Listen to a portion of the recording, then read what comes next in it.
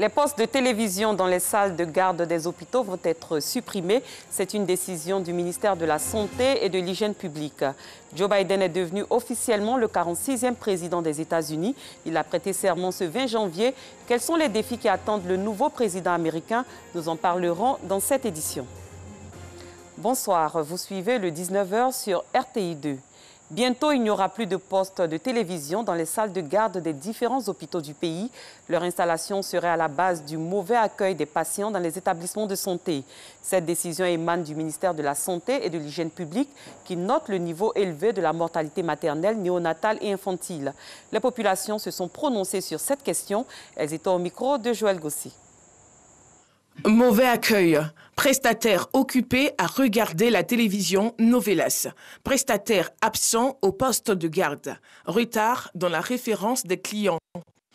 Fort de ce constat, le ministère de la Santé et de l'Hygiène publique prend une décision, celle de la suppression des postes de télévision dans les salles de garde des hôpitaux, ce qui pourrait contribuer à réduire la mortalité maternelle, néonatale et infantile et à améliorer la qualité des services dans les établissements sanitaires.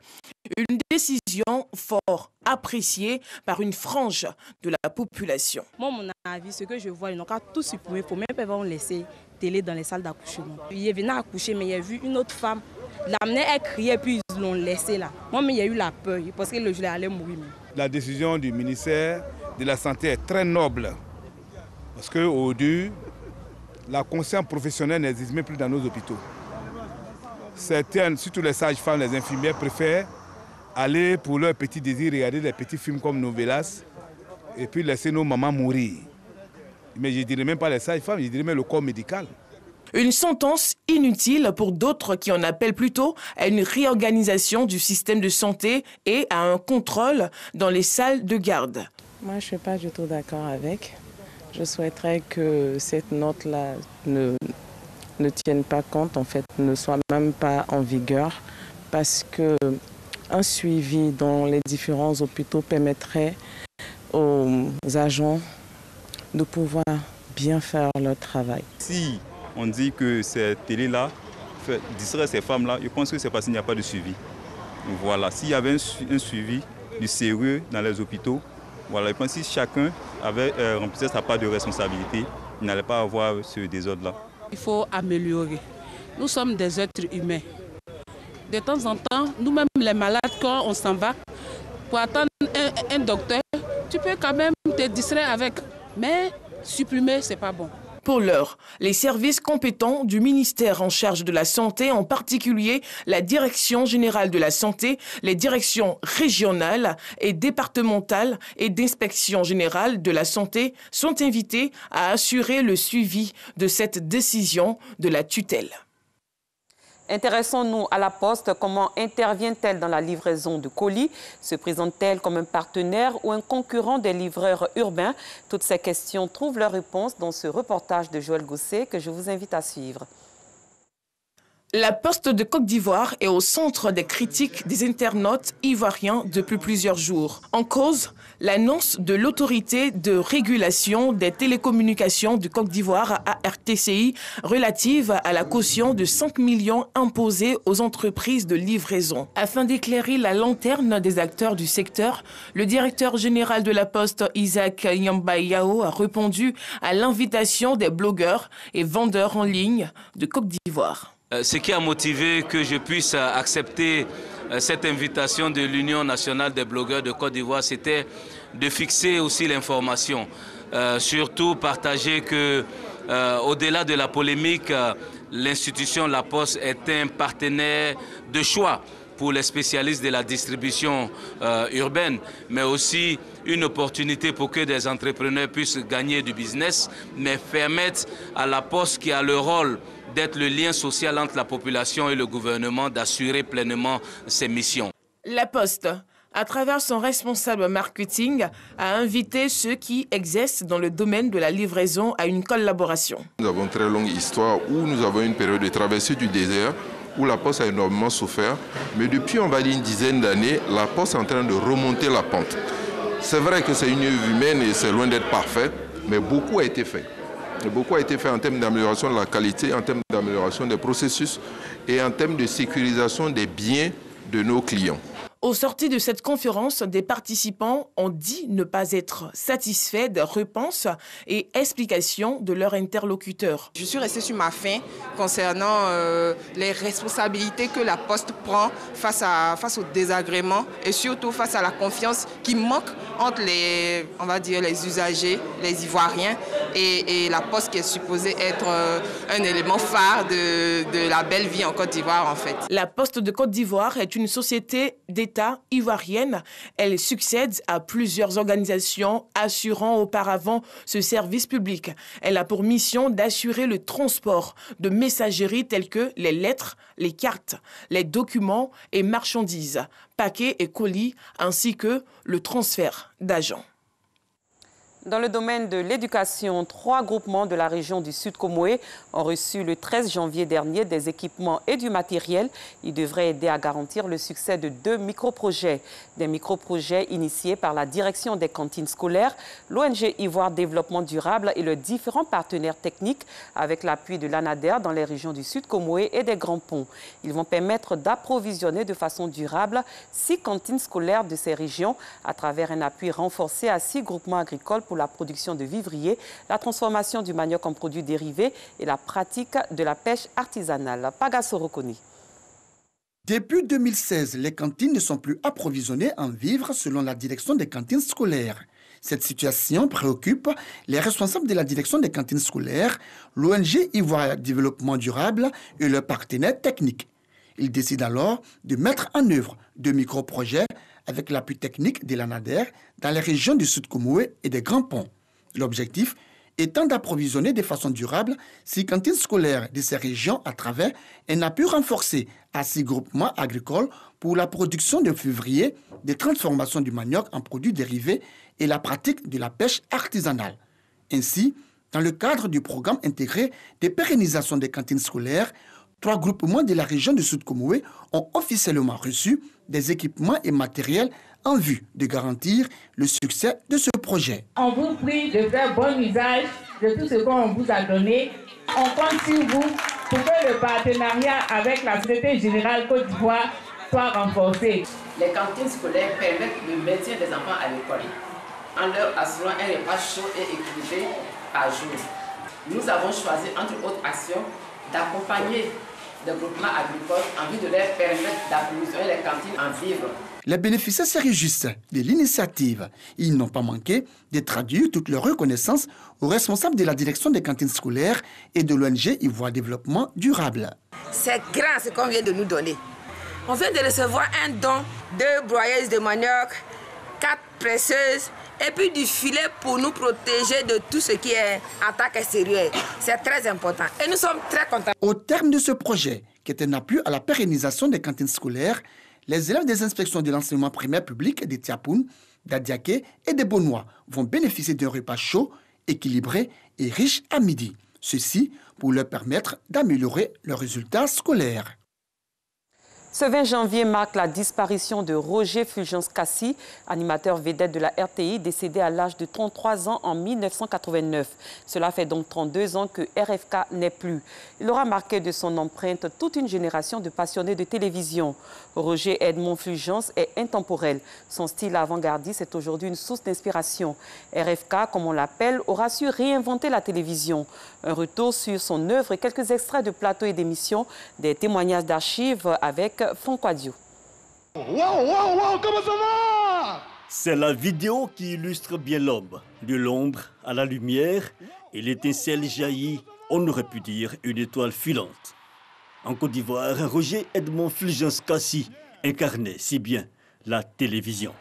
Tant qu'il y aura des hommes et des femmes sensibles à la chose musicale et capables d'apprécier un bon chanteur et une belle orchestration musicale, podium vivra, vivra, vivra, vivra, vivra, vivra, vivra. L'homme né le 16 novembre 1955 à Tomodi dans le centre du pays. C'est en 1977 qu'il fait son entrée et ses premières armes à la télévision ivoirienne. T'as quelqu'un pour te parrainer Comme parrain, tu penses à qui? Aïcha Koné. Aïcha Koné? Oui. Tu voudrais qu'elle puisse t'écouter, te donner un coup de main, tout ça? Oui. Bon, d'accord. Alors, je souhaite que tu rencontres Aïcha Koné vivement dans les couloirs de la télé. Elle est souvent ici, il faut venir nous voir très souvent. Et puis, je vous signale, amis téléspectateurs, que vous pouvez éventuellement contacter nos premières chances d'aujourd'hui. RFK, comme on l'appelait affectueusement, aimait à côtoyer l'excellence dans ses entreprises. Ancien du collège municipal de Boaké, il est l'un des meilleurs élèves du studio-école de la RTI en 1975, sous la férule des dévanciers tels Clémentine Tikida ou Georges Keïta. Du gouvernement de défendre aussi bien notre cause. Voilà, nous étions au domicile de M. Laurent Donafologo, Georges Benson, et nous sommes vraiment ravis. Audace, culot et innovation, trois termes qui le caractérisent si bien. Bon, alors ce que je voudrais... Tu vas tenir le micro, tu veux? Je vous en prie. Bon dimanche, Superstar Station pour les clips vidéo, Jamboree pour l'aspect live, Première Chance en 1981, Nangeli en 1984, Portrait d'artiste, RFK Show. Que d'émissions, que de missions.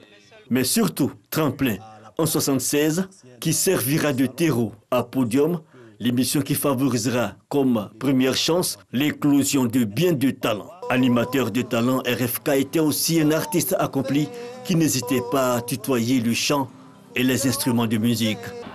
D'une part, des jeunes gens doués, dotés d'un talent fou, dont le hobby principal est la musique, dont le cœur bat au rythme de la musique. Et d'autre part, une télévision... 1988, Roger Fulgence Kassi ressent les premiers signes de l'immense fatigue qui le lâchera difficilement. Octobre 88, une légère embellie, puis la rechute. 20 janvier 1989.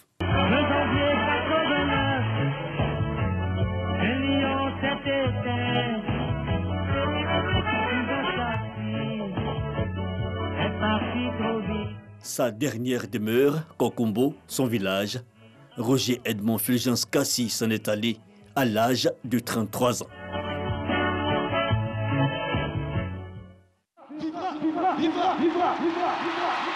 Vivra dans nos mémoires et dans nos cœurs.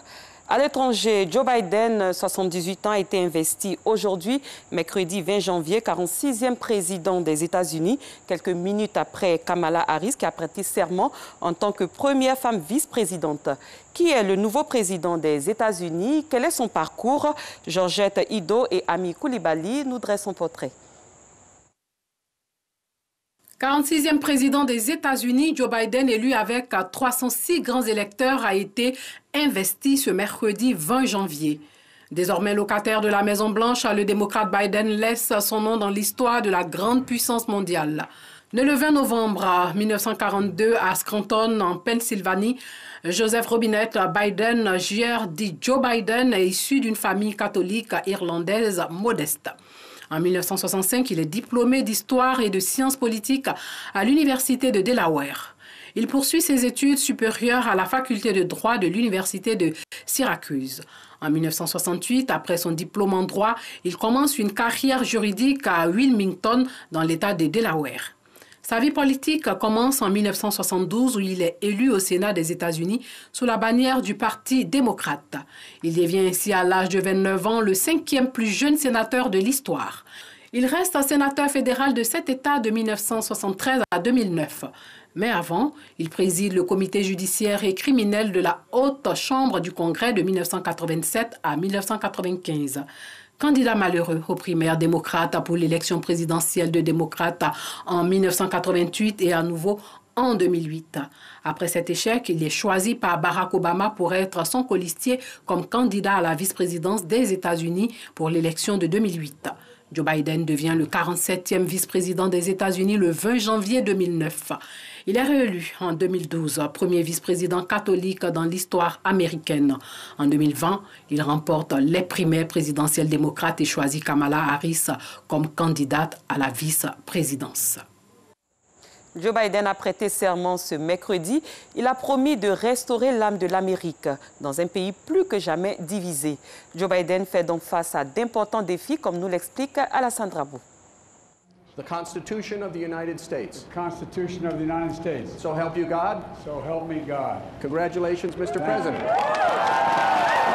Il est devenu officiellement ce mercredi 20 janvier le 46e président des États-Unis d'Amérique. Joseph Robinette Biden, 78 ans, a prêté serment en compagnie de sa vice-présidente Kamala Harris et succède au républicain Donald Trump au terme d'une élection dont les partisans de ce dernier contestent encore aujourd'hui les résultats. Donald Trump laisse ainsi à Biden une Amérique divisée. En témoigne son absence à la cérémonie d'investiture de son successeur, chose qui n'était plus arrivée depuis Andrew Johnson en 1869. Les défis qui attendent le président élu sont énormes sur le plan national, mais aussi international. En Amérique, Joe Biden devra parvenir à une réconciliation véritable de son peuple, profondément divisé par cette élection. L'attaque du Capitole, le temple de la démocratie américaine, par des manifestants pro-Trump le 7 janvier dernier, qui ont tenté d'empêcher la certification de son élection, en est une preuve. Au-delà, l'administration Biden devra mettre un accent d'honneur sur le difficile accès à la justice, la pauvreté, la criminalité, mais aussi les éternelles inégalités raciales qui déchirent l'Amérique depuis la nuit des temps. L'on se souvient encore de la tragique mort de George Floyd sous les genoux d'un policier blanc qui avait suscité l'émoi et l'indignation partout dans le monde. Sans la crise du coronavirus, Donald Trump aurait sans doute été reconduit à la tête de l'Amérique. Mais sa gestion jugée catastrophique de la pandémie lui en retirait des voix. Le pays compte officiellement 411 520 décès, un record dans le monde. Biden, qui a privilégié tout au long de sa campagne le respect des mesures barrières, devra à présent traduire en actes sa volonté de stopper la propagation du virus. À l'international, de vastes chantiers l'attendent, notamment le réchauffement climatique, au sujet duquel il a annoncé le retour des États-Unis dans l'accord de Paris sur le climat. Le règlement pacifique de la crise israélo-palestinienne, la question du nucléaire iranien ou encore la promotion d'un rêve américain brisé par l'immigration clandestine. L'on a en mémoire ces nombreux recours pour faire annuler le programme de protection des Dreamers, ces non-citoyens américains arrivés dans la clandestinité sur le sol américain durant leur enfance. Bref, à son arrivée dans le bureau ovale, ce sont une pile de dossiers qui attendent le nouveau président américain. Mais comme il l'a dit lors de son discours d'investiture, « Don't tell me change can't happen », ne me dites pas que le changement est impossible. Cette édition est terminée. Merci de l'avoir suivi. Très bonne soirée. Je vous retrouve demain à la même heure pour un autre journal.